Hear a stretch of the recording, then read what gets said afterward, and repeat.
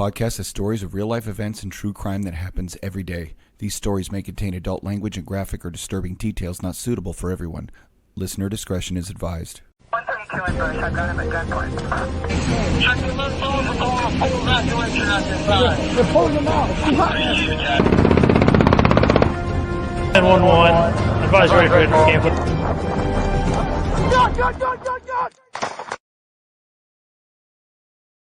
I'm Tom. And I'm Chuck. And Chuck might have a little delay today because he looks like he's having some connection problems with his internet. Oh, you know what? It just started. Mm-hmm. So that's cool. It should kick back in. I have a dedicated line to this room, so hopefully it kicks. A dedicated line? What is this, 1997? And you're on AOL with dial-up? It's a dedicated server. Well, not server, but deal. It's like a puck. It's dedicated to my. Oh, let's go back. Come back. It's dedicated for this computer. So anytime I'm on this computer, it isolates it and says, "Nope, you take priority."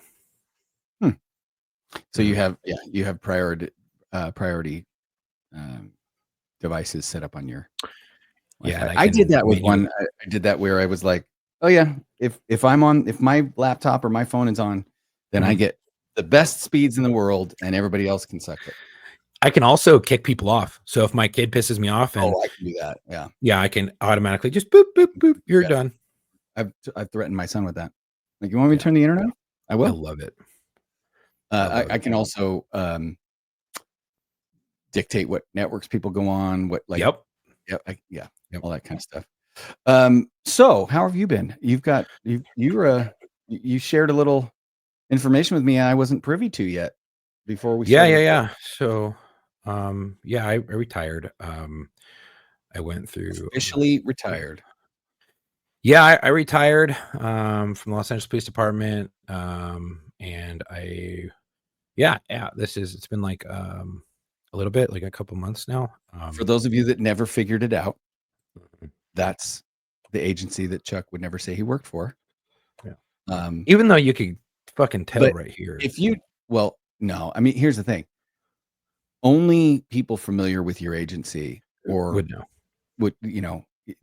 There's some things that people wouldn't be able to guess that didn't know. I know the clues. A lot of LAPD guys know the clues because we know the language. Yeah. So how is it? You're officially retired. Sucks, man. Well, I mean, it was a lot. So it's bittersweet. It's something that I can never go and do back. I can never do that again. So that kind of sucks. It was emotional. Well, that's not entirely true. Well, I mean, guys that they retire from their agency, they go out of state, they wait 2 or 3 years, they heal up, and then they go apply for another cop job. I would have to give my old agency the opportunity to take me back. You would. And if I got better. Right. And if they told me, go pound sand, then you can go work wherever the hell you want, and you can still collect your retirement. So, yeah, pretty much. Yeah. But I can still do. You're not healing up, and you're not going to be in shape to job ever again. I got to have another surgery on my knee, and we'll see what that happens. And then my back is, I have to have the surgery on my back, but I don't want to have the surgery on my back. So I'm not going to do the surgery on my back right now. I'm waiting to see if something better comes around the pipe, and I'm just going to, try to get some Band-Aids put on it. Like I'm going to try to do an ablation on my back to see if that helps with the nerve pain and all that crazy crap and spasms. And then if that doesn't work, I'll look into artificial disc replacement. I don't want to give the spine surgeon who did my original surgery the chance to do another surgery on me, because I didn't like where he did the surgery and how he did it and where I was. And it was just a lot of things into that. And it's kind of scary because if that didn't work and the next one only has a 50% chance, I want the best person working on me. And I want to be, I want to have the best odds possible. And, I'm not taking that lightly. So there's a lot of that going on. But, I'm trying to look for other things to do, like desk jobs and things like that I actually want to do. And there's only a couple of things. So I'm being pretty selective on what I want to do. But I have to pay back every single award I was ever given. So I have about $200,000 I have to pay back for awards given to me just from injuries and things like that, surgeries, time off, state rate time, things like that. It equated to about $200,000. So I have to pay for the next 10 years back a portion of that disability pension. I have to pay that back over the next 10 years. Your agency has a fucked up system. That's all I'm gonna say. So I'm not getting what I should be getting, and it's like pennies. It's not a lot of money. It's pretty scary. There's a good chance we might be okay for the next few months. But if and that's the thing. At some point, you have to get a job, right? You know that, and it's just love, and it'll be good to go. I know it's frustrating. Just stick with it. You find something you love. Have faith. I did. Yeah. It worked out. Well, I'm trying to go into the defense industry and aerospace. But the thing is I don't have a TS and I don't have a secret clearance. I only had a public trust in law enforcement. Right. It's confidential, public trust clearance, but I don't have the security clearance for secret or TS. So I can't go into those things in the base level jobs. Dude, it is so hard to get in. It is harder to get in to the defense industry and into aerospace than it is getting on LAFD. Which LAFD, if anyone knows the history of LAFD, it used to be who you knew to get in. You had to have family there. Yeah. And you couldn't get in. It's harder than that. Well, speaking of retirement, our guest today is also a retired police officer. Yeah. So with 3 freshly retired police officers all swapping stories and none of us having to worry about pissing off our admin and taking discipline, I think our guest probably the only thing he has to worry about is people that are still there that he is friends with and doesn't want to cause any problems for, because that's always an issue, right? That guilt by association in our old profession. So tell us about who our guest is. So we have Jesse. Jesse came on. He's a retired law enforcement specialist out of Hollister. His experience is law enforcement and military. He did 4 years, 9 months in the military, and he was part of OIF. And he actually found us because his buddy Dave was on our show and spoke about an incident where an officer was shot. Well, this is the officer who was shot. Jesse, nice to meet you, buddy. Hey, nice to meet you guys too. Thank you guys for having me. How's it going? It's going all right. Yeah. Yeah. Good to be on here. I'm glad to see that Chuck's got a drink. I'm not the only one with a drink. Yeah, well, I do, but right now it's just water. I thought that was a twisted tea. It's 5 o'clock somewhere. A lot of people think it's a Coors Banquet because of the color scheme. Yeah. It looks. Yeah, kind of. Yeah, it's like that. Yeah, yellow. I can see that. Anyway, no, I'll be doing that later. In fact, I have things that if you see my camera go blank in the podcast, it's only because I had to talk to somebody who walked in the room because it's crazy at my house today. It's just, and we rehomed a dog. We had some friends that were up like crazy. So let's have some fun. Work's been insane. This is not the podcast for me to really talk about it. We're here to talk about Jesse. So Jesse, tell us about so remind our listeners how your story ties into a previous guest. So previous guest of yours, Dave, came on a month, maybe 6 weeks ago. He sent me the link. I didn't know it was happening. And he talked about an incident that he was involved in where a deputy was shot. And he was part of the response and part of the aftermath of that shooting. SWAT call out. The SWAT call out right up to the point where the suspect was finally rendered safe, for lack of a better term. So, and correct me if I'm wrong, this was a big shit show.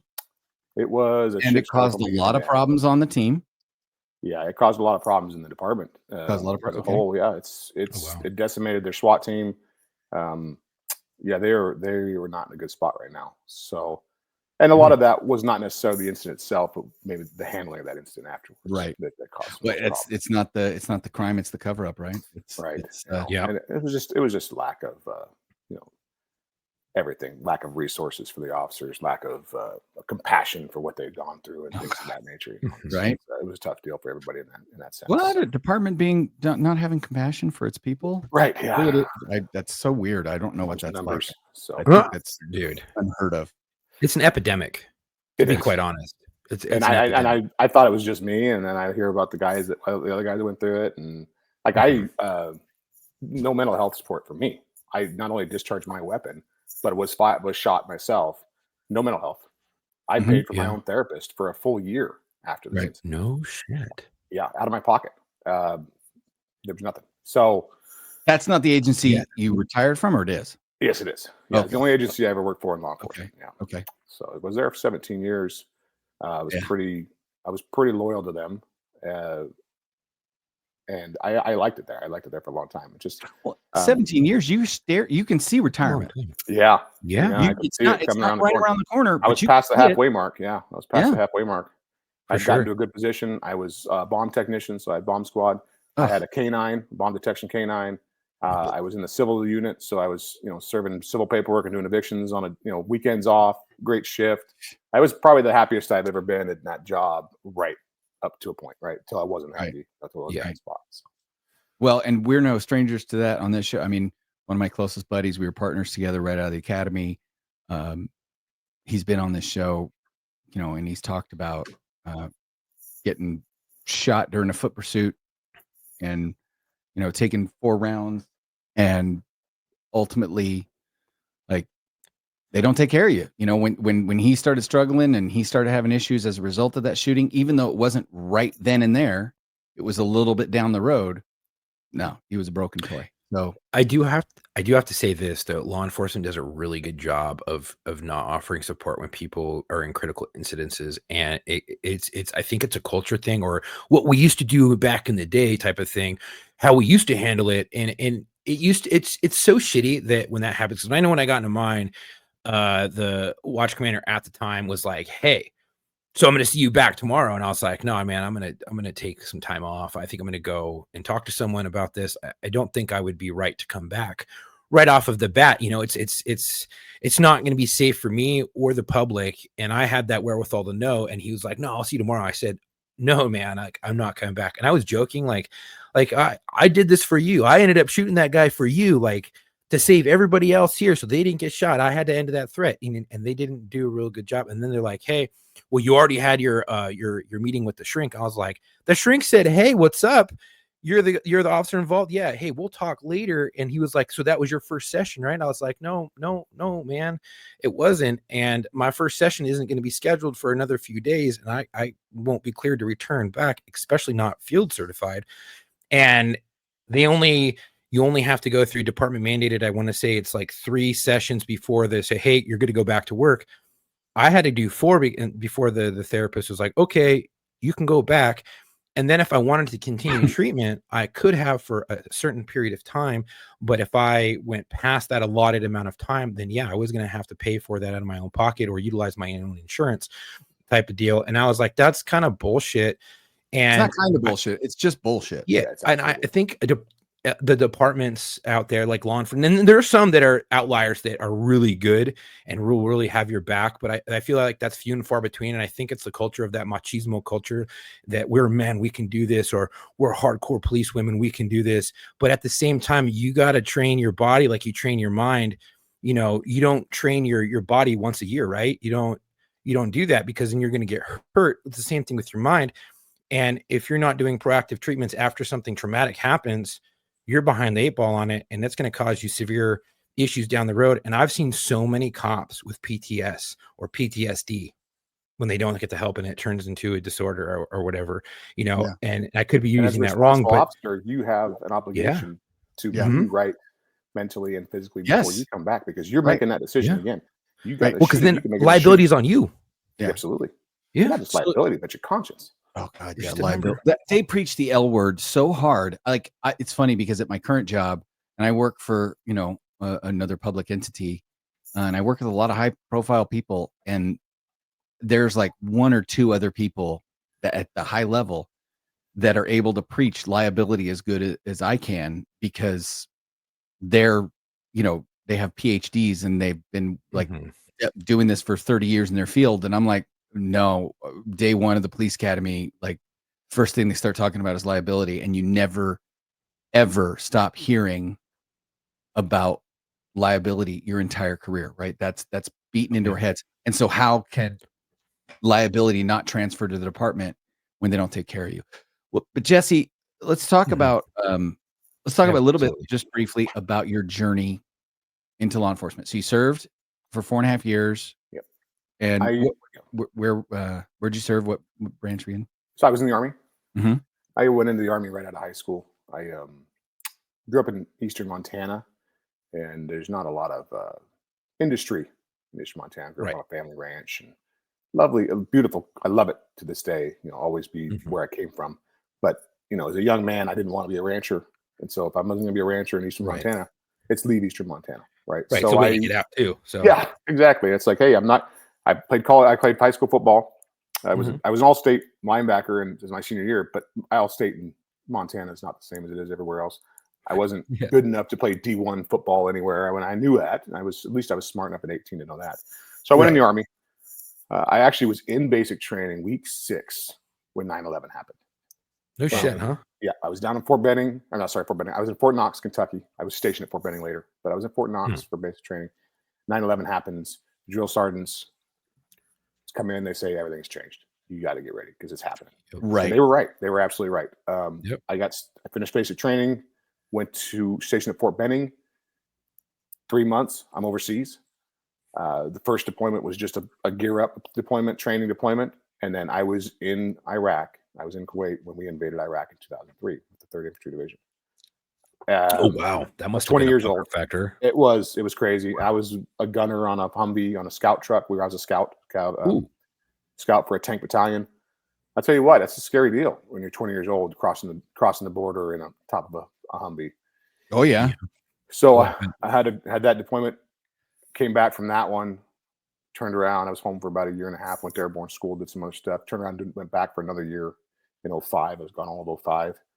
I had just gotten married and was gone the entire first year of my marriage to Iraq.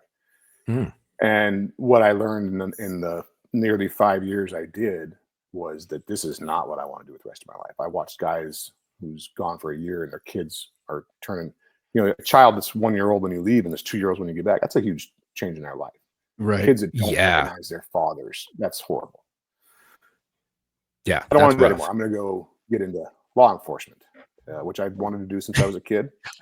Yeah, because that's hard, that's not hard on families at all. Not at all. No, it's not. Right. Yeah, exactly. It's not. I don't know. I don't know why You're splitting hairs. I don't know why. Well, the difference is that when if I come home from work, I'm at home with my family. So here's I'm not in a tent on the other side of the world. Yeah. And exactly. I actually had this discussion and it didn't hit me. I was I was after retirement. I met one of the guys, one of the members of 101st Airborne Easy Company. He was the one of the medics from Easy Company. In the film he's depicted, or in the miniseries, he's the one depicted, the medic that's performing first aid on the lieutenant in the middle of the field under sniper fire, right? That's this guy. And we were talking, and I said, of course, I'm like, I read the book, loved the miniseries, what you guys did speaks to me, my grandfather, blah, blah, blah, blah, blah. The whole thing. I don't get starstruck. I was starstruck, right? Right.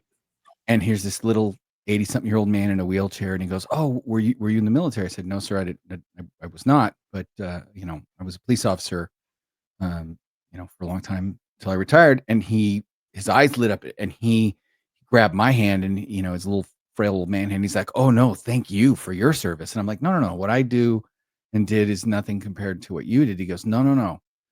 He says, "What you did it's more important. He says, my deployment only lasted 3 years. Your deployment lasted 20. Yeah. And I didn't think about it, but you really do deploy for 12 hours at a time. Yeah. Because you have to go somewhere in your mind. You have to go somewhere in your spirit. You have to go, you become a different person, and your family has to be the furthest thing from your mind. They have to be on the other side of the world, like not physically, but at least you're leaving the wire every day. Yeah, right, exactly. Yeah, and I wish there was something that they talked about that in the academy where, where you might be home from, off of work, and for my agency we call them deployments, and every month is a deployment period. So they do use that word, and it's synonymous with going from the station out. And so I wish they would talk about it in the academy where, yes, you may come home, but sometimes your mind will not be home. Your mind's still there. doing the shit that you were doing. And I wish that they would talk about that more and be more self-aware of that.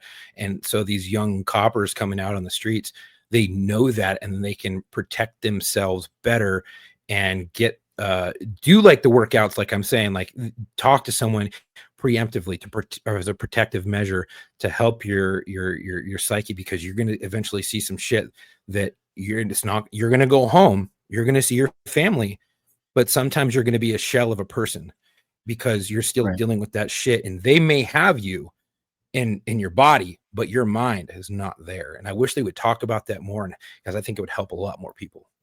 There's a good book I read on that talks about that. It's called Is that Emotional Survival for Law Enforcement? You knew it. You've read it. Yeah, absolutely. Oh shit. I didn't read it until after I got hurt. So here's the thing, right? I've never read it. When my chief, dude, you have to read it. You got to read it. Okay, so we're going to spend this entire episode and we're not going to hear you talk about a single thing. That's fine. We got it. No. This is good. I like this though. So that book, I have specifically put it up on the screen before. I will put it up again. So we got a new chief. This new chief didn't know me from Adam when it came, like he just, he'd been on the job 6 months, right? Like he doesn't know shit. He knows what people tell him, but he doesn't know me, right? Right.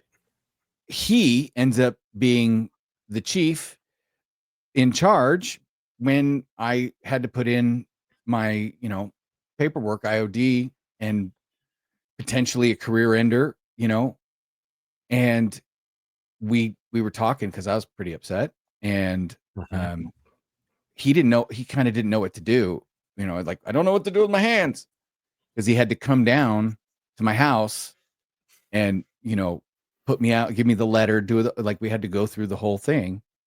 And it's funny, he goes, do I need to take your badge and your gun? I said, I own my badge and I bought my own gun. He's like, oh, okay, never mind. But he gave me this book and he goes, listen, I know, chief, dude. May not help right now, or it may not change anything for you, but I wish somebody had shared this book with me earlier on in my career. Chuck, this book is literally like a quarter of an inch thick. It is so short. And I shit you not, Jesse, back me up here. As I read it, I went, is this fucker in my house? Yeah.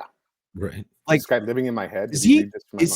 How did he know that my wife and I have had that argument? How did he know what I do, what my routine is?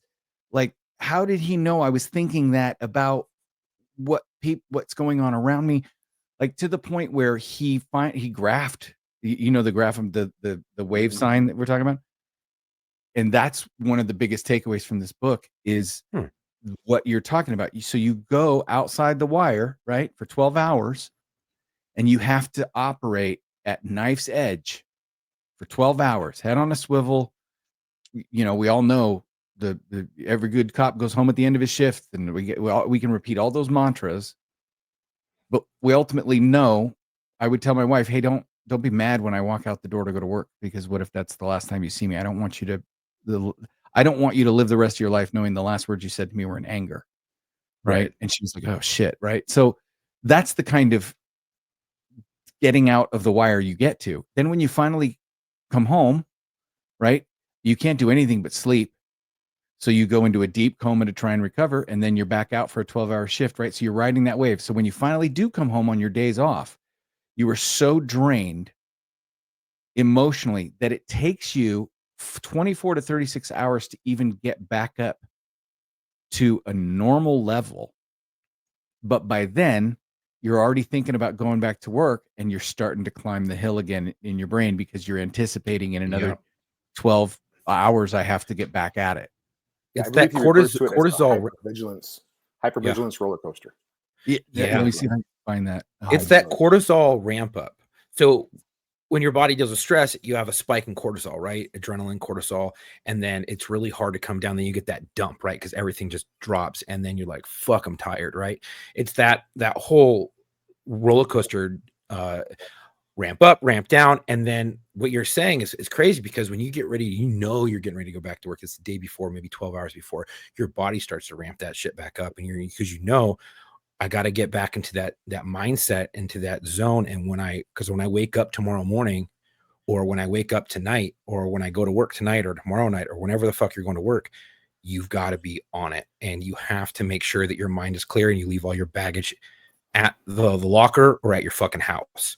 And I totally understand that feeling, because I would get that way too. I would start getting that ramp up. I'm like, what the fuck is going on with me? Like, your heart rate increases and everything happens, and you have a hard time. Sometimes you have a hard time sleeping because you're getting ready to go to work.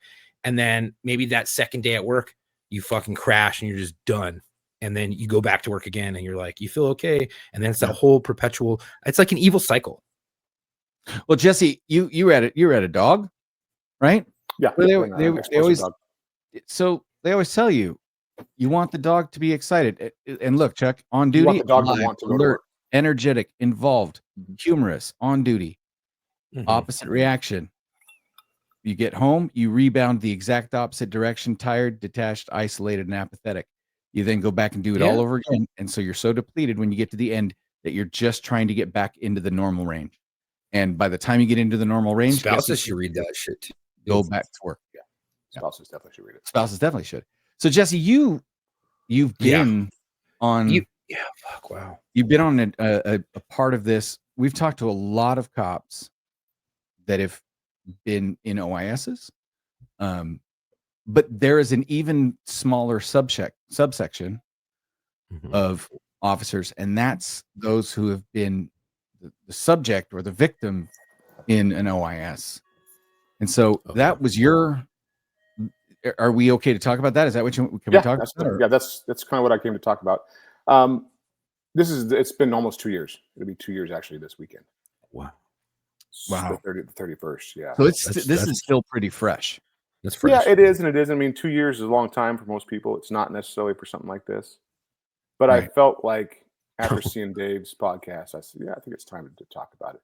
And really, I'm not trying to talk about it for any kind of self-serving reasons. I'm hoping that what I have to say and what I tell people helps someone else going through a similar situation, helps someone else hurt, help someone else that gets in a shooting, whatever it is, because it's not a fun thing to go through. It's not an easy thing to go through. And the key to it, though, is that you're not alone. You're not the only one.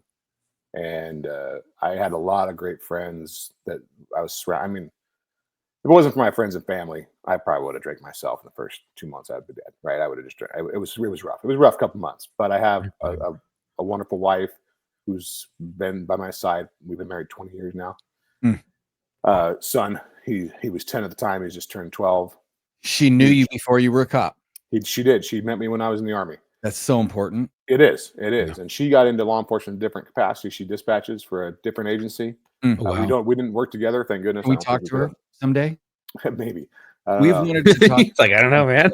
You want to talk to a dispatcher? I'll ask her. I mean, we want to talk about what it's like to be on the other side of the mic when people are getting shot at, when people you love are like that, because that's a whole different level of like horror movie. Like that's the being on the other end of the phone and hearing your loved one scream. Like it's like Scream, right? Like she's on the phone and she's being murdered and people hear it, Oh, and then it tones out and you don't know what happened. Right. Yeah. And there's death silence, that dead silence. Right. I actually got in a motorcycle accident, been a long time ago now, in her jurisdiction. And one of the officers that responded, I got T-boned in an intersection on my motorcycle. And one of the officers responded, I went to the academy with him. So he calls her. He says, "Hey, that's motorcycle accident I'm at. It's your husband." Oh. She was mad. I don't think she was scared at all, but she was mad. She showed up on take the bike out. Exactly right. She's like, "He's selling this motorcycle. I'm not. No more motorcycles." Right? Like she showed up on scene, and she just had her arms crossed, and that's the sign that she's angry. I've known her for a long time, and I was like, "Oh boy, somebody's in trouble." I'm glad I'm going to the hospital. It ain't gonna be me, but she was pretty upset, and so this is not the first time that she's had to come to the hospital for me. She sounds like a badass chick, dude. Oh, she's a tough one. I got in an on-duty car accident where I was ejected out of a patrol car about 10 years ago. Me. Showed up at that accident, showed up at the hospital that night, New Year's Eve, our 10-year anniversary. Just a trooper. She's a tough woman. So you got like 9 lives. I do. But I'm not. There's obviously some kind of purpose I've got left. I don't know. Yeah, and we're gonna figure it out. Yep. Let's figure this out. I love it. Absolutely. And I'll tell you that because I want to hear. We still need to get to how you ended up where you're at, but your wife, and here's why. My mother was a dispatcher for LA back in the Adam 12 days. One of my friends is the dispatch supervisor in another PD. That's a hard thing to do. Yeah. And so I just wanted to say that we're being totally truthful when we talk about it, because that's an insane job to do in the dark. I couldn't do it. Yeah, to sit there and I would just be jittery the whole time. It would drive me nuts. Couldn't do it. But what's funny is you talk about your wife and being mad at you, and I'll say this. So one of the guys that I got in an OIS, she was working the console at her home agency. Her husband's on the task force with me, and in fact, the guy that I used to work with that you're going to go see, because we talked about this before. Yeah. We can say his first senior. Mike. Mike. Yeah. Senior. Mike. Yeah. Mike and my buddy Matt were in the car ahead of us on the freeway. And so they weren't involved in the whole incident. And then when we were involved, they heard it on the radio. They came back. They were able to help us because they weren't part of the investigation anymore. So it was God, right. Providence that they weren't, and they felt guilty that they weren't with us. They're like, we should have waited and gone with you guys and not, nope, worked out. Well, his old lady's a dispatcher. She's hearing an officer from the narcotics task force has been involved in an officer-involved shooting in Santa Barbara, and she knows her husband left at 2:00 in the morning with the task force to go do an operation in Santa Barbara, and nobody thinks to call her at the PD behind the console and tell her, "Hey, it's not your husband." Oh, so she didn't need. Oh, so she didn't know until it was yeah. So just rough that job. kind of shit. But the fact that your wife knew you beforehand is super critical. We have a friend whose wife said the only reason I was able to get through his medical retirement was because I knew who he was before all of it happened, and I knew what he had to get back to, and I just helped him get back to that.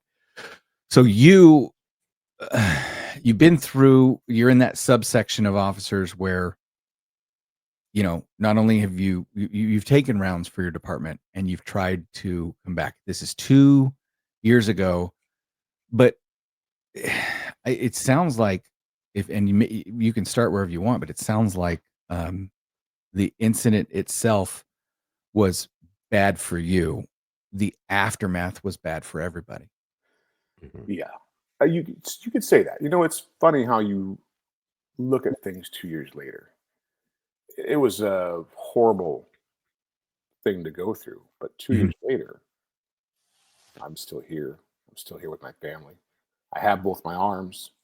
I took 2 rounds here in the arm, shattered the bone, destroyed the artery.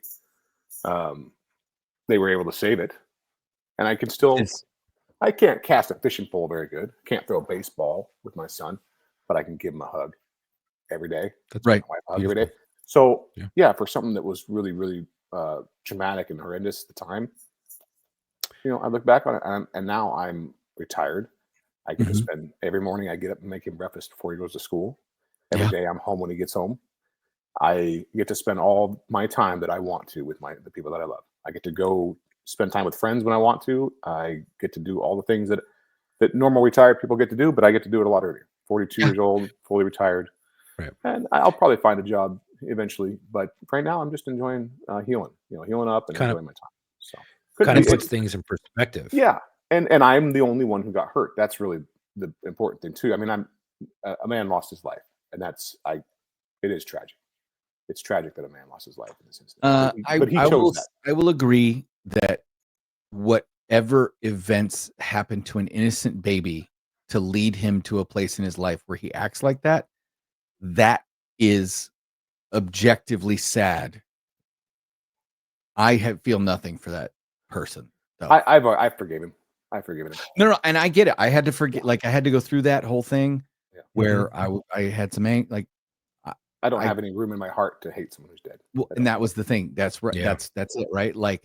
I don't hate it. But the opposite of love and hate, right? It's apathy. I don't care. Like, I don't think about them. I don't let them, like, they are what they are. But I will tell you, you know, I don't have to think anything of him because I know he's a piece of shit. Yeah, I had some torn feelings on it at the beginning. I've come to terms with it now. You know, at the beginning, I was really upset that a man had to lose his life over a crappy apartment. You know, and I felt bad for shooting a man in his own home when I'm trying to kick him out. Right, that's what I was there to do, is kick him out of his home. And so I struggled with that for a little while, but I came to the realization that everything that happened in that sense, the shooting, he chose. Right. He waited for me, and he knew I was coming in there, and he tried to orphan my son, and he tried to widow my wife, and he didn't know me. He didn't know me from Adam. Nope. But I went there, and I never ever had any intention of hurting anybody. I had one job to do. It was to get him out of the apartment safely. And that was my goal from the beginning. So when the violence happened, it wasn't violence I chose. It was violence I reacted to, and it was that's how I kind of wrapped my mind around the whole thing. Was I didn't choose this. I reacted to his choices, and as tragic as it is, it was his choice. So he chose this. Can you saw, it's harder for us sometimes because you saw him as a human. Yes. Right? So you are grieving for your actions that took the life of somebody who would never have grieved for their actions if they got like. So it's this weird, like it's part of what you're saying. That's what makes us different from them. Correct, and that's exactly it, right? That's where our humanity, while it may get hamstrung at times or deadened with alcohol or confused or lost, it doesn't die because we want to help people. Right. As aggravating as everyone is to me, I want to help people. And if you don't have that attitude, you're in the wrong profession. Exactly. Absolutely. Even the day before, if they spit in your face, call you a pig, say you're a piece of shit, threaten to kill you, the next day they're a victim of a crime or a shooting or whatever the fuck, and they're dying, and you're trying to save their life, you don't look at them and go, "Oh, I'm going to let you die because you're an asshole to me yesterday." You don't care. Your brain doesn't work that way when you go into public service. And I'm speaking for myself and many officers that I know. Can't speak for everybody, but I can speak for the majority of people that I know. And we will be there. We'll be the first ones to put our body in front of yours to protect you if the threat is still there. Even though you were a dick to us the day prior, we don't care because we're here to save lives. We're here to protect you. That's why we did this job. Yeah. But can you paint a picture on what led up to the incident and how it happened? Okay, so yeah, it was May 31st, 23. I was the civil deputy, and I say the civil deputy. I was the only one. I'm the only civil deputy there.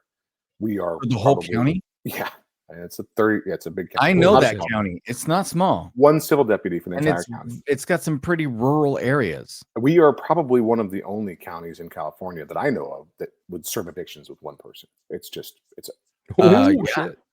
I've been to civil schools where they say, "Does anyone here serve evictions by themselves?" And I'm the only one putting my hand up, and I go, "You guys are stupid. You need to know." Well, and that's about as stupid as my agency letting female officers serve arrest warrants at people's homes by themselves. Yeah, anything like that, and it's not just female, anybody by themselves. Just terrible idea. Don't go to stuff like that by yourself, right? So I've done a lot of it. It was just only the females that would do it, and like we'd be like, we wouldn't do it. Why? What? Don't. What are you thinking? Right. Bad.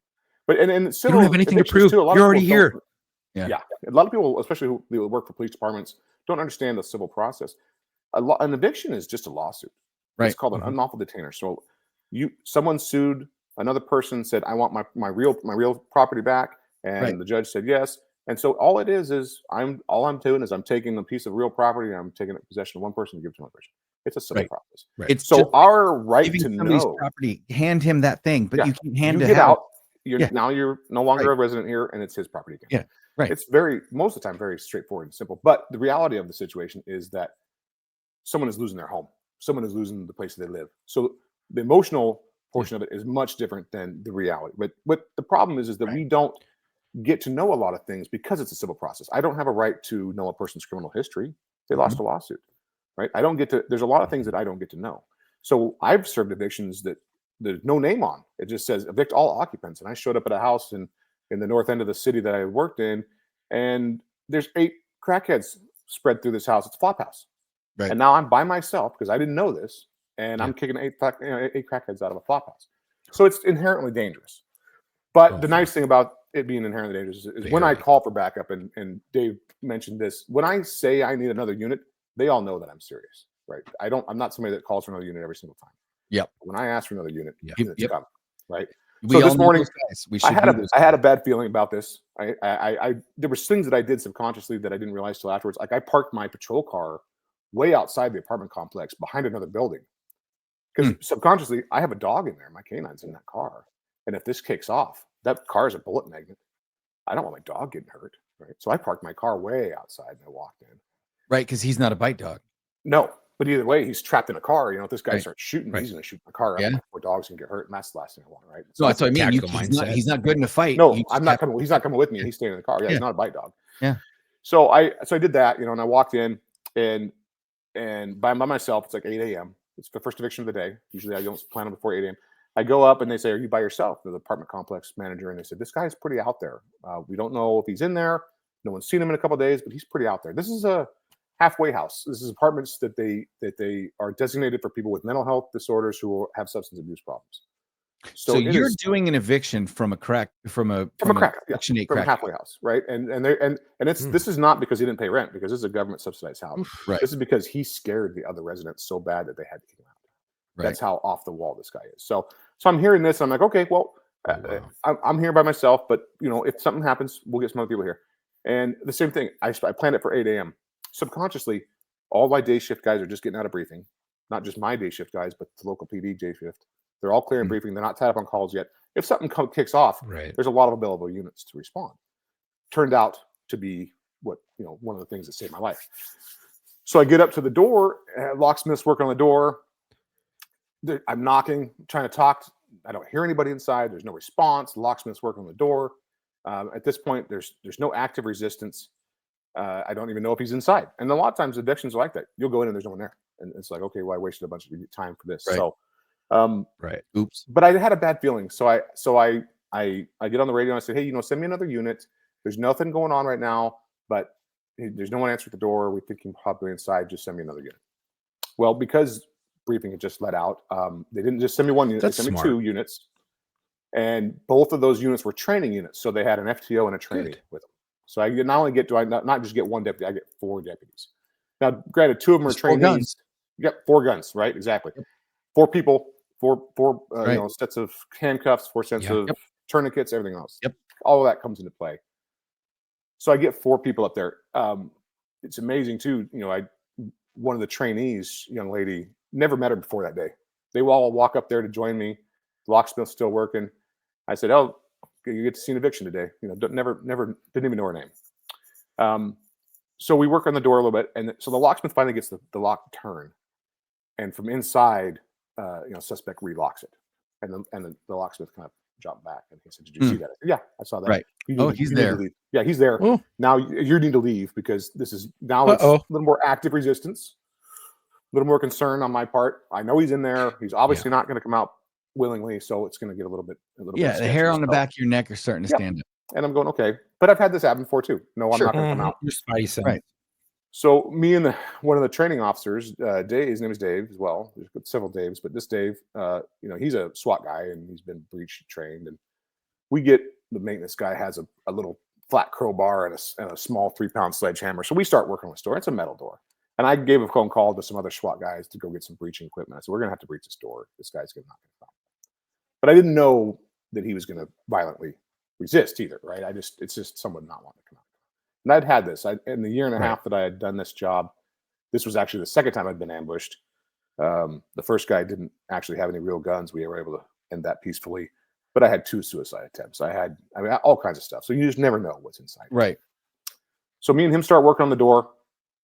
And I get the door pried far enough that we can smack it with the hammer and it pops the deadbolt. But it won't open all the way because, of course, it's barricaded behind the door. It only opens maybe a foot. And just enough for me to get my big head and my gun inside there. And it's a little hallway down to a corner of a room. Nothing much in there. It's very small. Smaller than probably most hotel rooms you can see. So I get my gun in there. I got a weapons light on my gun, and I'm yelling, "Show me your hands. Let me see your hands." And I can only see this guy he's down the hallway around the corner, but I can see the left side of his face.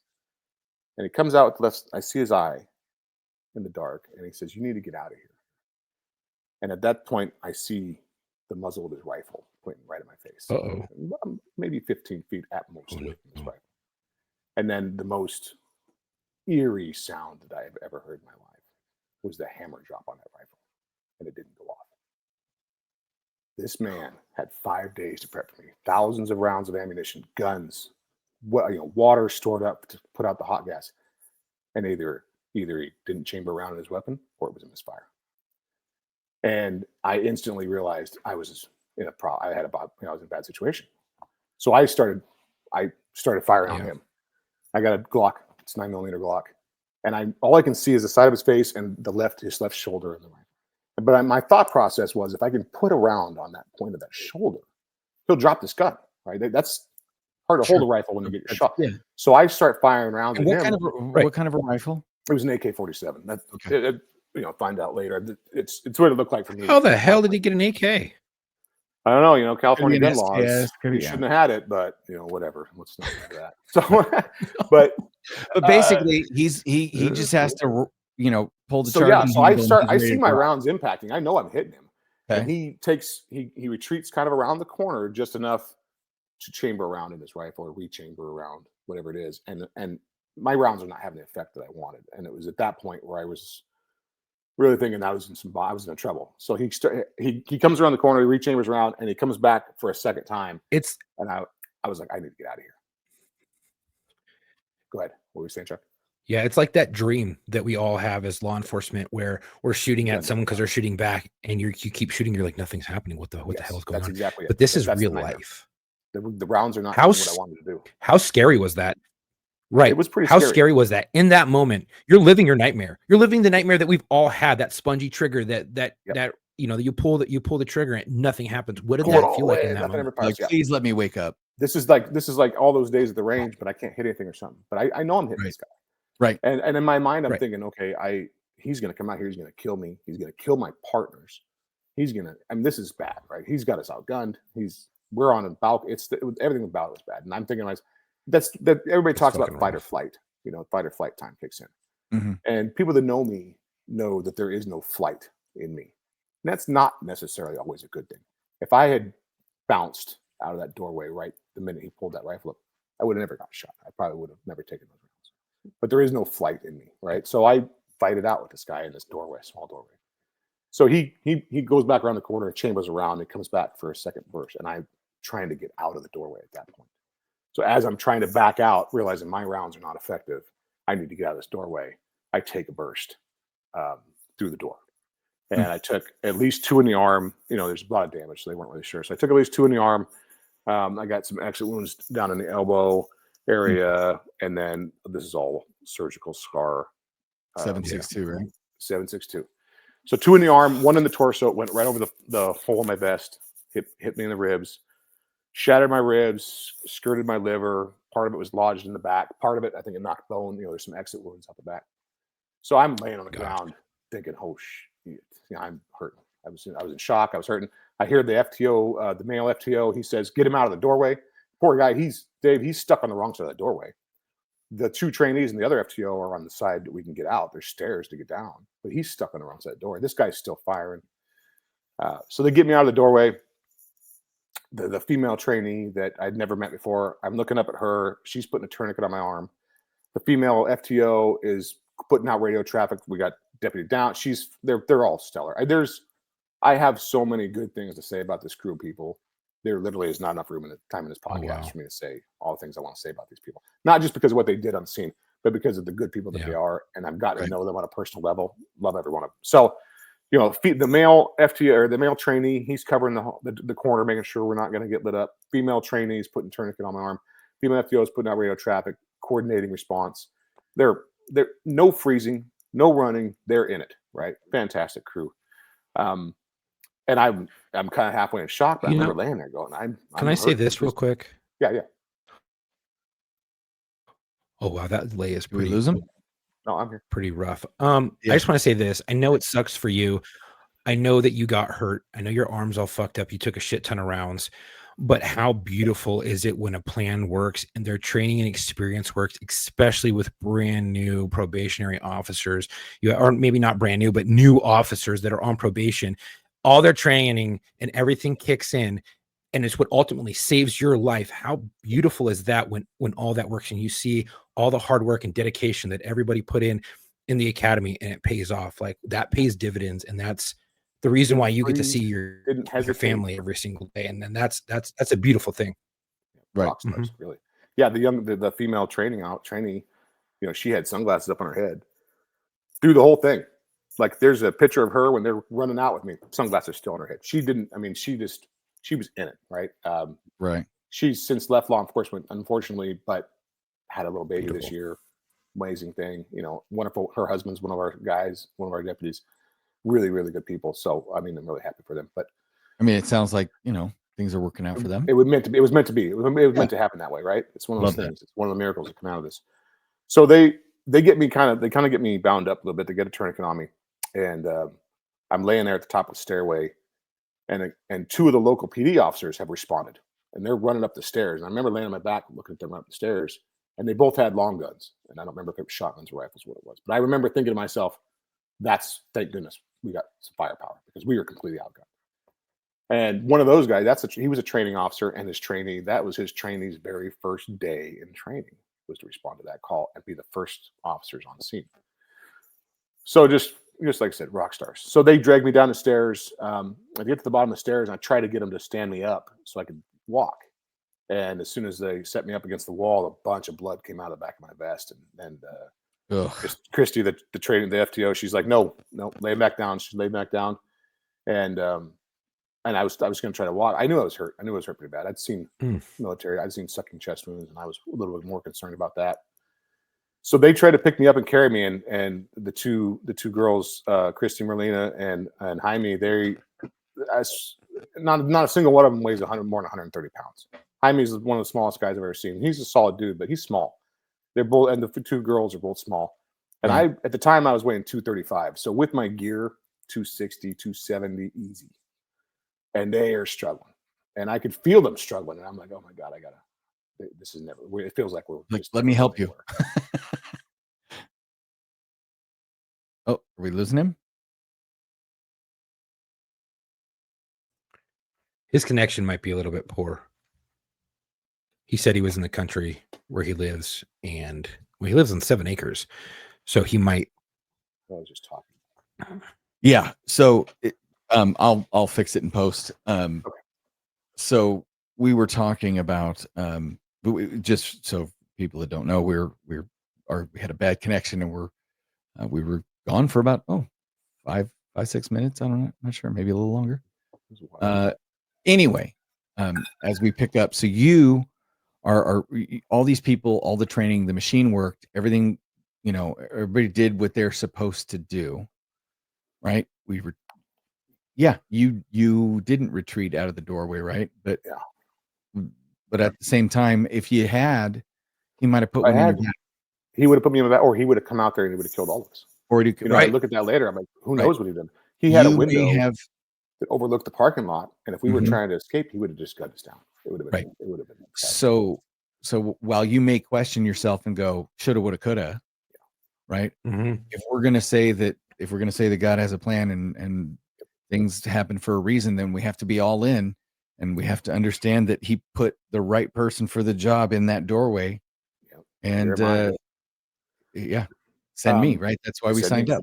Absolutely. And I thought about that before too. I'll take those rounds every day 100 times in a row, as long as nobody else does. If somebody else would have got hurt up there helping me out, that would have devastated me. You saved lives, bro. And we always say, everything, but they say happens for a reason. And well, you saved theirs, because if you would have given up ground, like you were saying, he has Overwatch position. He has the high ground. If you would have given up that ground and say you would have retreated, you may have been gunned down and smoke checked as you were trying to retreat to get better ground, or he may have taken people hostage and may have smoke checked a bunch of people in there. I guarantee you saved lives that day. Regardless of the outcome that would happen to you, you were put here for a fucking reason.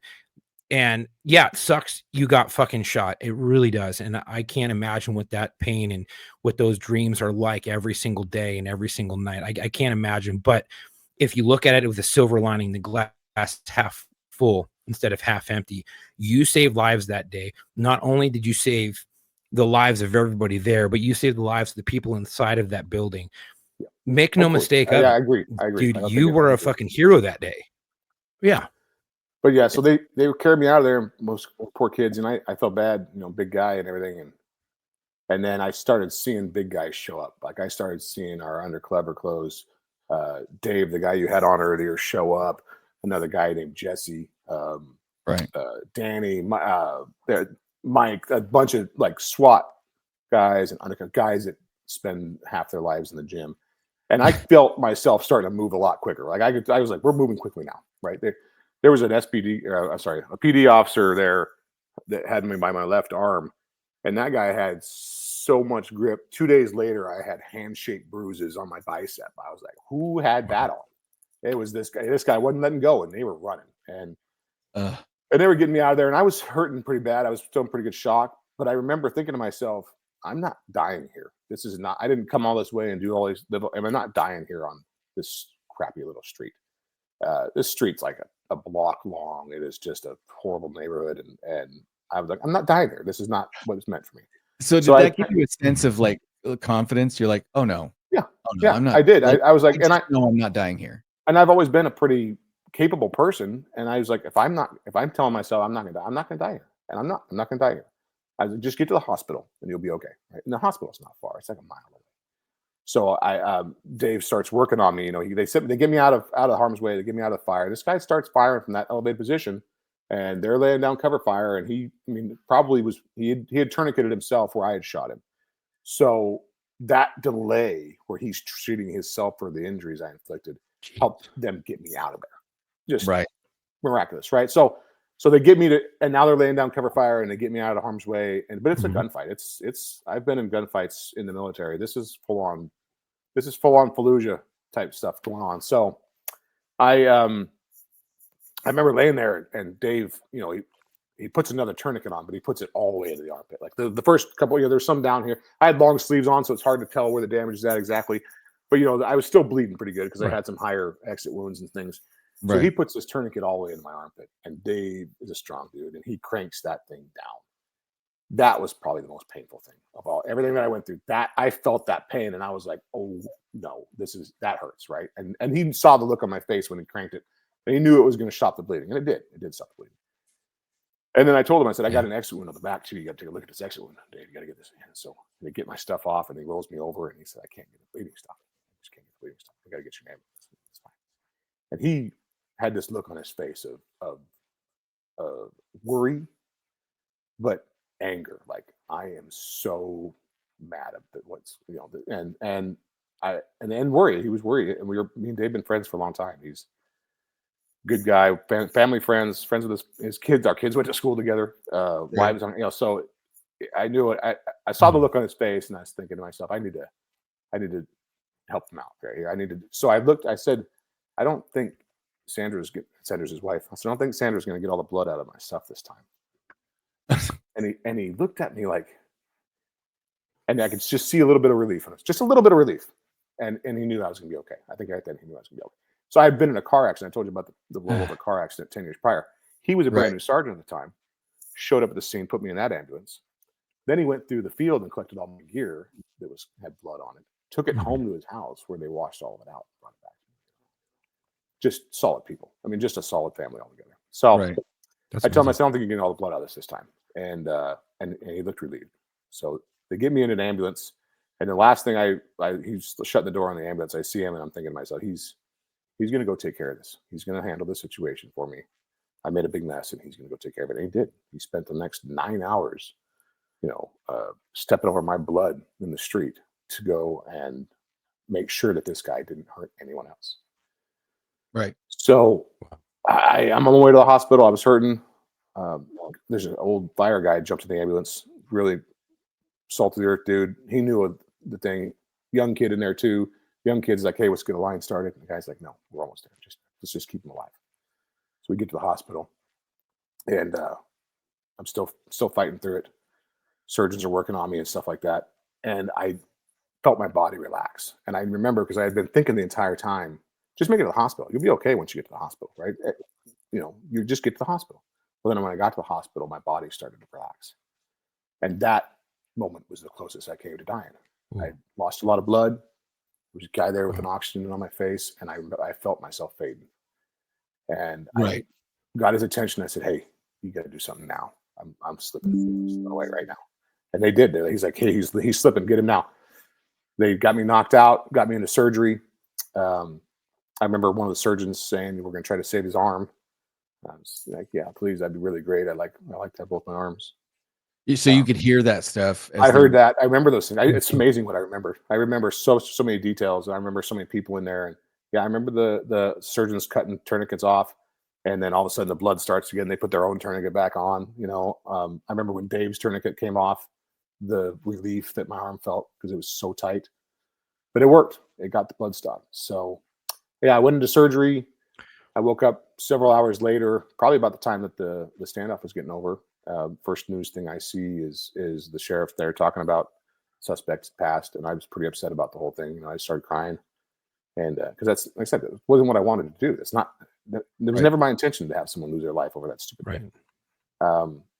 But I was so happy that no other deputies got hurt, no other officers got hurt, no other civilians were hurt. I mean, for a whole big mess that it was, nobody else got hurt. So yeah, and it has done a lot for me as far as my spiritual health too. I've reconnected with my relationship with God over this. I have always believed in God, but I didn't really have a relationship with God until now. Mhm. But you can't sit there and witness a miracle like this and have God spare you and then deny it. It just doesn't work like that. Right. Right. Right. There's no way that guy didn't load his gun. There's no way. This is not feasible. I would be dead, and it just wasn't my time. And I have some survival guilt about that too, because the dedication at the end of this show is for a young officer from the same police department that came there and helped me. He was killed about just a little over a year before I was shot, and only like 2 or 3 blocks away, really close by. It's not a good neighborhood, but he didn't have a chance. He never had a chance to survive that. And 26 years old, and Wow. why did he not survive? And I did. So I had but a really, really good friend of mine, actually just last weekend, we were talking about it, and he said something that I had never even really thought about. And he said, God doesn't owe us any explanation. The universe doesn't owe us an explanation. God doesn't owe us an explanation for what he does. He does what he does. And the reason that we don't know why is probably because we can't comprehend. Why me and not him? God doesn't owe me an explanation for that. And he's absolutely right. He doesn't owe any of us an explanation for anything. So, and if you think you're getting one, you're going to be waiting a long time. You could be waiting a long time because it's just not, that's not the way it's supposed to be. And so I'm just thankful to him every day that I'm here with my family. I'm here with my friends. I get to go do these things. My life is actually pretty great. I think in the long run, I'm going to look back at this situation and realize this might have been the best thing that ever happened to me.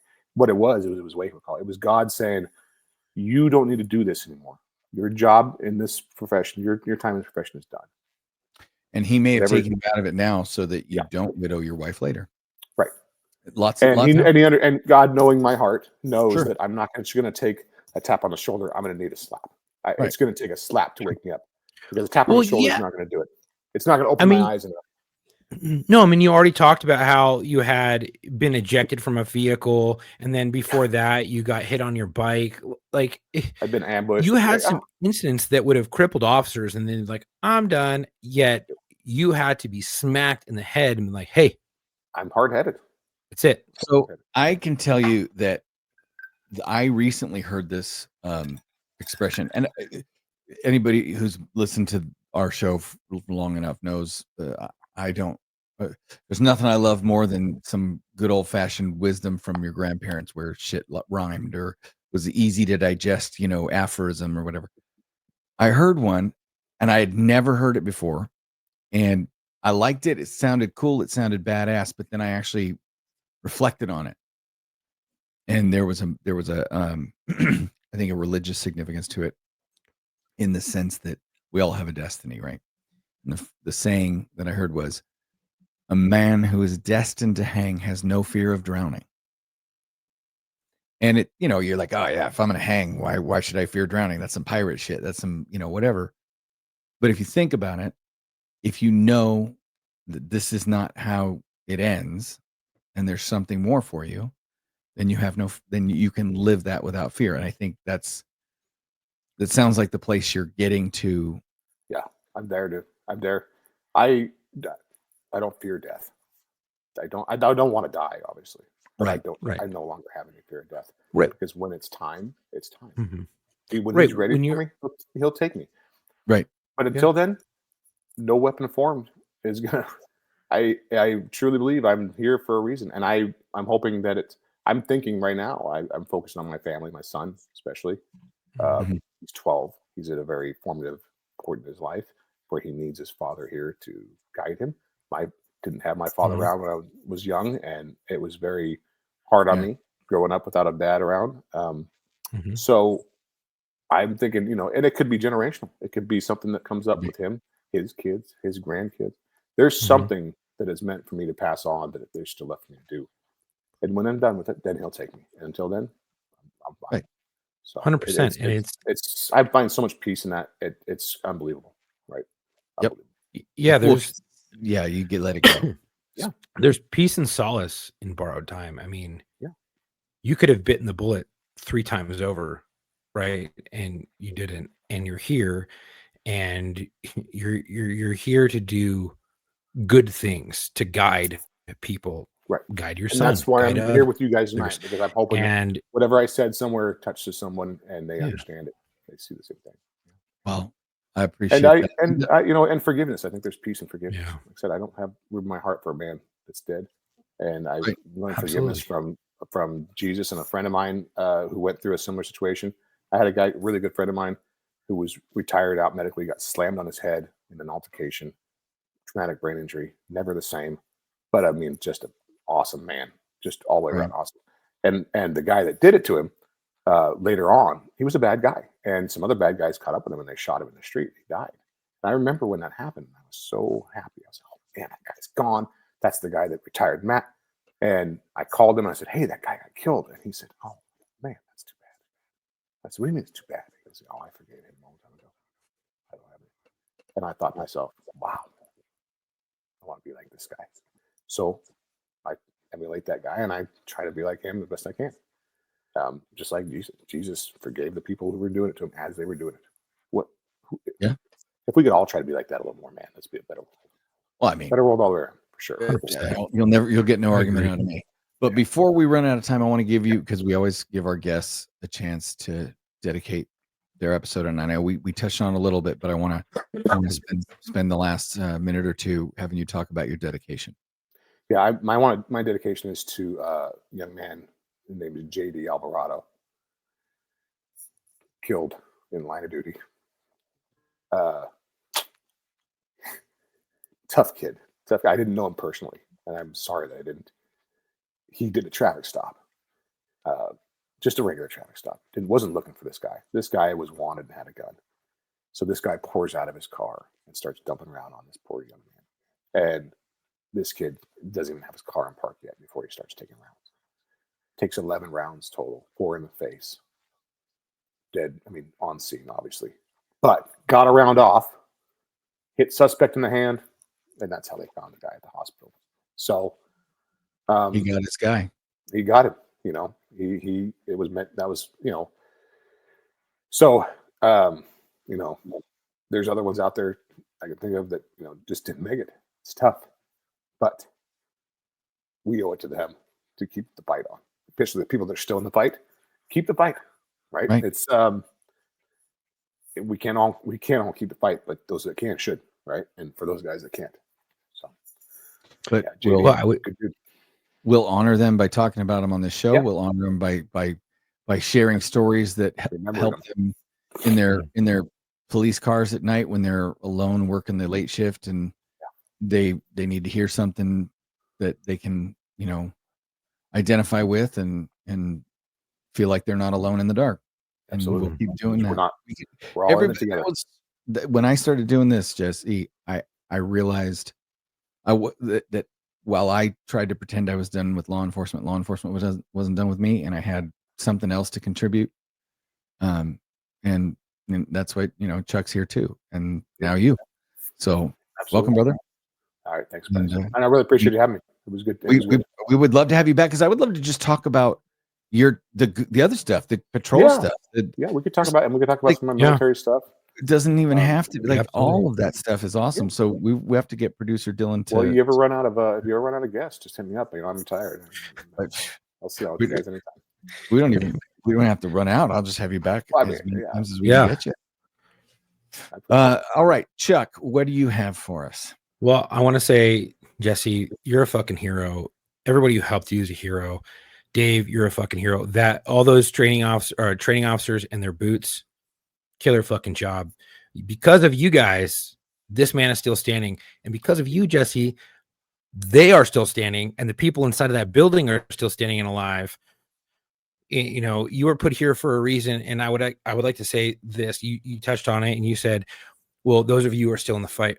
Brother, you're still in the fight, and you're still in the fight for other people who are no longer in the fight actively, but they're still actively fighting. How many people lose their lives when the fight is over, but they're still fighting the demons inside of their fucking head, right? So you are here, and someone's going to hear this, and someone's going to be like, damn, I resonate with that, and it could save someone. It really could. So I would like to say, like, you're still fighting for those who can't, or those who feel like they can't fight anymore.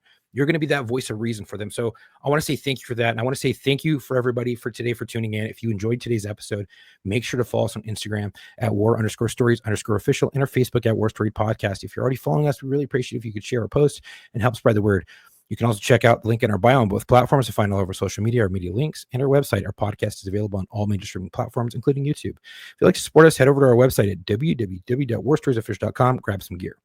Do you have a story to tell, or you know someone who does? We're always looking for law enforcement, veterans, correction officers, dispatchers, firefighters, medics, ER docs, and ER nurses to feature on the show. If you're interested, email us at booking.warstories@gmail.com, or a better way, and I say this because emails can get messed up and everything that's going on, linkedin.com/War Stories Podcast. Best way to get a hold of us if you want to be featured on the show. Share your story. Our producer Dylan will get you on the show.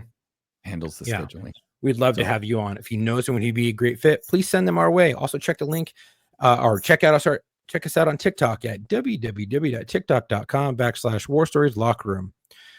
And our producer Dylan is always there standing by. He can get you booked. He can do all that good stuff. Thanks for the support. Stay safe. And don't forget to hit that notification bell and all that funny mom. Go to our Facebook so you can be notified when that shit drops. Thanks for the support. Stay safe. There it is. A lot. You got a lot out there. That's a lot. Jesse, thanks again for coming on, man. We appreciate it. Thank you guys for having me. I really appreciate it, guys. Thank you. And until our next episode, come home with your shield or on it.